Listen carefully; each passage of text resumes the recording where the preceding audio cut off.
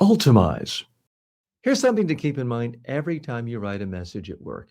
Assume it could be read out loud in a courtroom or shown on the front page of every major newspaper website in the world, because sometimes it is. Let me give you a real documented example. At Tesla, CEO Elon Musk once sent an internal email to employees that became public. In it, he wrote, "Please note that using the words investor call or similar to describe a casual conversation with a journalist is not okay."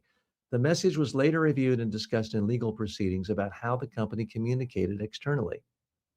Now, nothing in that email was vulgar or outrageous, but once internal communications became public, every word is analyzed: tone, clarity, intent, and people form judgments quickly. Here's another example that's even more direct. At Uber, then CEO Travis Kalanick was recorded arguing with one of his own drivers.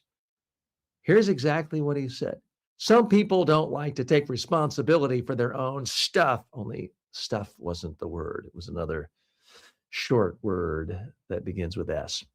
"They blame everything in their life on somebody else." That video was released publicly, and it became a defining moment, not because it was the only thing he ever said, but because it showed how he behaved under pressure. And it reinforced a perception that ultimately contributed to him losing his job. It showed a lack of grace and, frankly, well, a lack of etiquette. That's how fast things can change. Now, bring this back to your own day to day work. You send a message when you're frustrated. You type, "This should have been done already." It feels small, but now imagine that message being forwarded or included in a report or read out loud by someone who doesn't know the context. Now it doesn't sound efficient, it sounds critical, possibly disrespectful.